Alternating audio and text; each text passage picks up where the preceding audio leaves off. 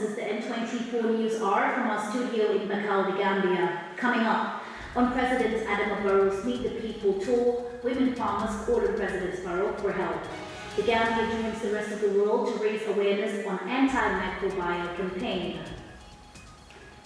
In sports, in the ongoing FIFA 2022 World Cup, Africa picks up its first win as Morocco beat Belgium 2-0 to stand qualification chance. On the international front, at least more than 20 people drowned amid South Africa's rains. These and more to feature in our today's bulletin. Stay tuned.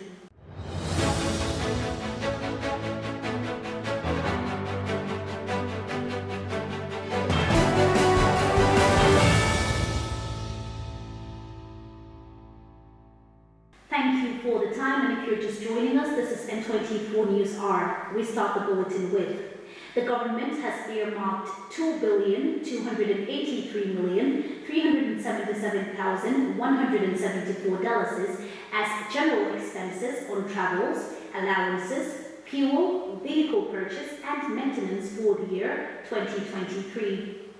According to the breakdown in the 2023 budget estimates, the money will be expended on travels, $291,484,480, presidential visits to the provinces, $10 million, movement of diplomatic staff, $15,500,000, telecommunication expenses, $66,678,443, electricity, water, and sewage, $246,173,041, rent and rates, $309,689,705, purchase of fuel and lubricants, $225,920,380, maintenance of vehicles, $80,330,316, operation and maintenance of boats,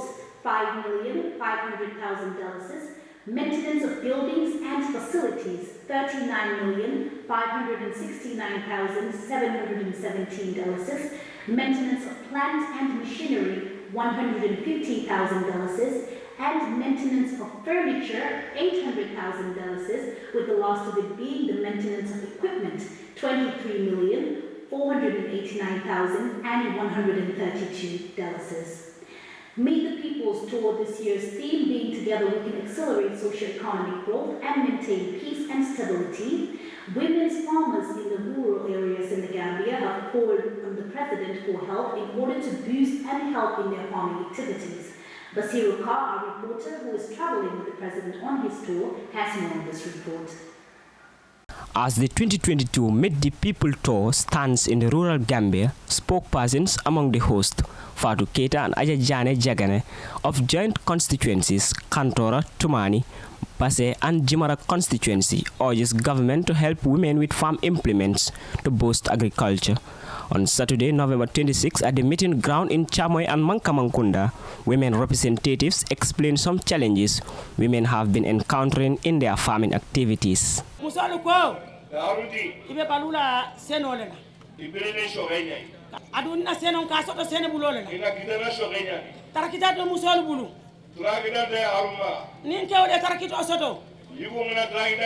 we muso tarakito sodola suto talan saba suto talan nani minta fende muso membuli bo soto no la nyaadile muso be kumbola na wulla men kata do kuram masingati andura ko be kollita masingati min sama boyta sindungu yani muso ka bata ba ben tampa ko tarakito soto be hebana tarakte na farol ko kabila nyame ko be wala farol nyame ko be kabila nyame e kesere yame. Women are believed to hold a vital role in agriculture as they venture into different systems in the sector, such as farming, gardening, poultry, and rearing of animals. Moreover, on the subject, Fatou Keita stands firmly on women's bordering issues as she explains challenges of accessing clean water. The women's spokesperson's voice remains on urging the government to chip in for support. In response of the challenges outlined, President Barrow says his upcoming developments will be more than his government's previous works done on road projects, electricity, and in the agricultural sector.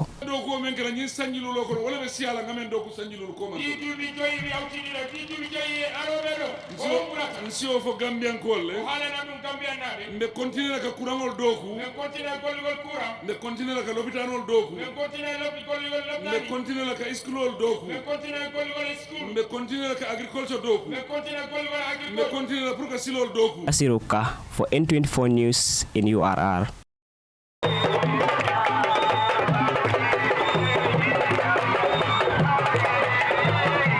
The Gambia joined the rest of the world to commemorate the World Antimicrobial Awareness Week, which is celebrated annually to improve awareness and understanding of antimicrobial among the public.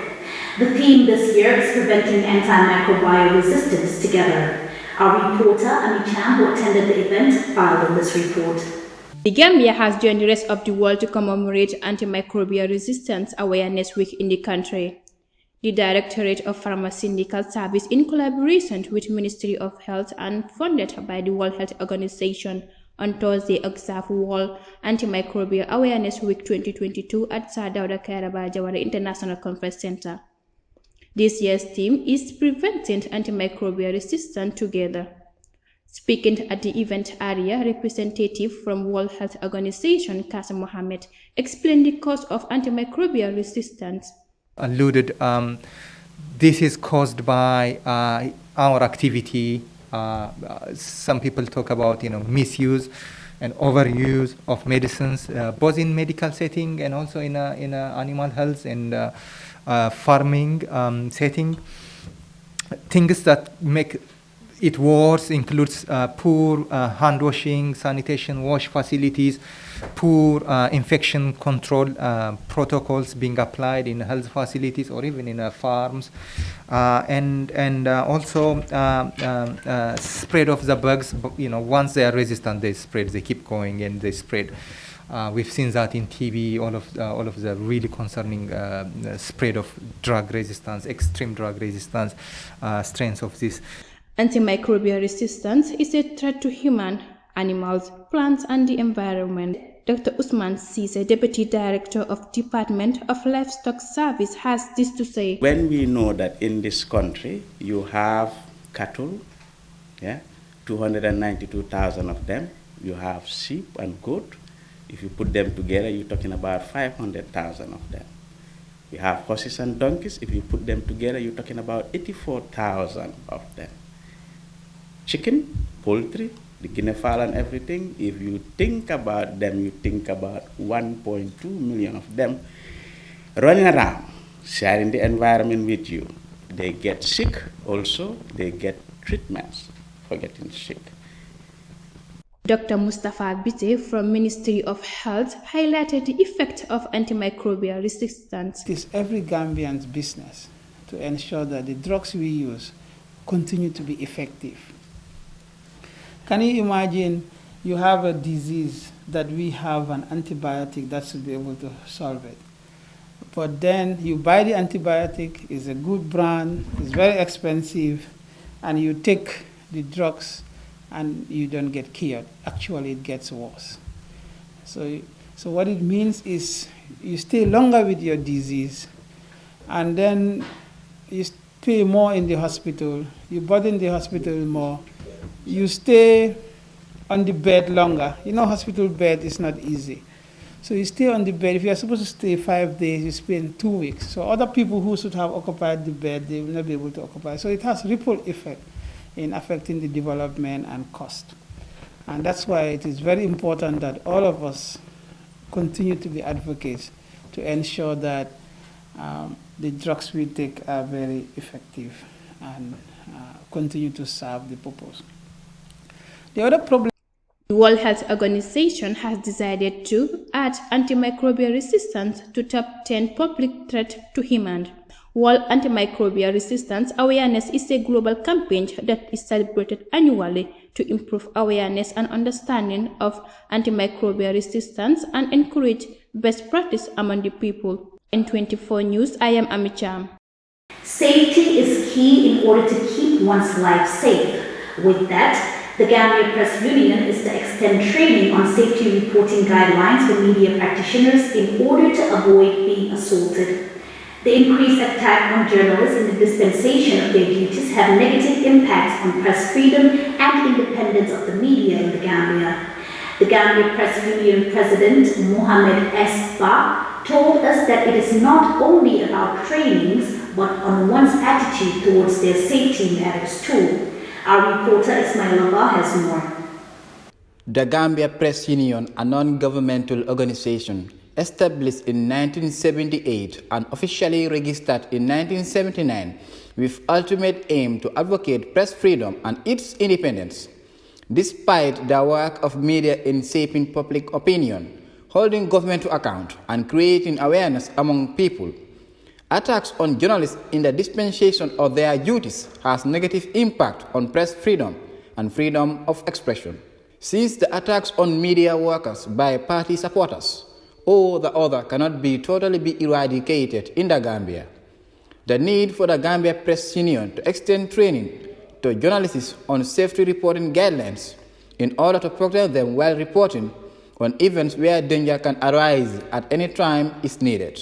Since safety and protection of one's life is key to avoid being assaulted during political rallies or demonstrations, among others. The president of the Gambia Press Union, Mohamed S. Ba, stated that although the union has trained many media workers on safety, individual attitude towards their safety matters a lot. We're going to stop there alone. We're going to monitor the situation and also extend our training. But it's not also only training. We used to advise journalists, like when there is a protest, when there is a public like a coverage which has public attention, we always caution. We just the most recent one was the Bob Keita case that DGP had to, in collaboration with the Media Council, had to issue a statement or a warning to journalists to be very alert and vigilant of their safety. So what happens is sometimes it's not just about the training, but also individual attitude is very important, because even if you are trained, you are not following the proceedings, you are not following procedures or protocols, then you might be prone to assault. So, Landing Cisse, a reporter from Kirfat who was attacked while on the field, shares his experience. That day. In fact, anytime I reflect my mind on it, I felt so bad. Very horrible day for me, and it was a very horrible moment for me. Like, I was affected psychologically throughout the tour since that incident happened. Honestly, I felt so bad. Although the GPU is advocating for press freedom and independence of the media, as well as training members on the guiding principles in journalism, Bah urges journalists to be vigilant when reporting. And journalists also should be very responsible in the way they operate. So it's about, looking at your safety, because no story was your life, and avoiding confrontation as well, unnecessary confrontation. So it's very important that journalists understand this, and all these things is part of the training that we conduct with journalists. Report has indicated that during the last 5 years, more than 15 incidents of physical assault on journalists and media professionals occurred. All assaults and attacks on the 15 mentioned, these attacks are said to be perpetrated either by police or politicians, including supporters of the president or the oppositions. Reporting for N24 News, I am Ismail Abba. And away from that story, now time for some sports.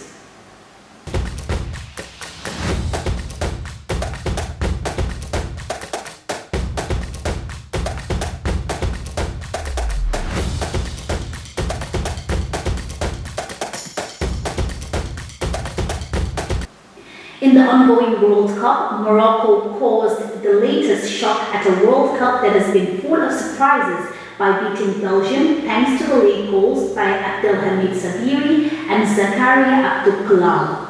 Belgian goalkeeper Thibaut Courtois was at fault for the first goal, inexplicably allowing Sabiri's in-swinging free kick to beat him at his near post with 17 minutes to go. But the whole Belgian side paid the price for a ponderous performance, with Morocco capping a magnificent second-half display when Abdulkalam fired Hakim Ziyech's outback into the roof of the net in stopping time. That sparked wild celebrations in the stands of Al Thumama Stadium from thousands of Morocco fans who had created a raucous atmosphere from the start. The result means Morocco move above Belgium on 4 points, with Croatia now topping Group F on goal difference after their 4-1 win dashed Canada's hopes of progressing. And away from sports, we now look at the latest happenings of the internationals right after this. Stay tuned.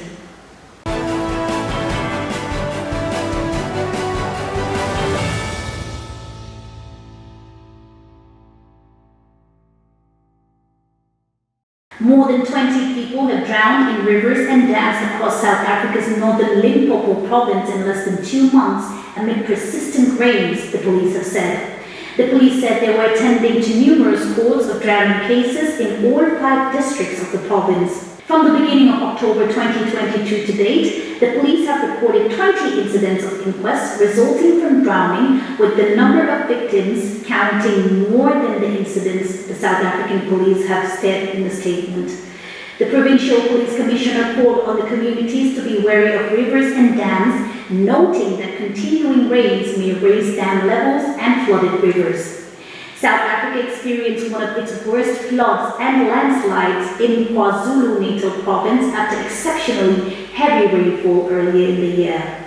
Away from that, we say goodbye as it is the end of today's bulletin. Stay tuned to your favorites and 24-hour TV.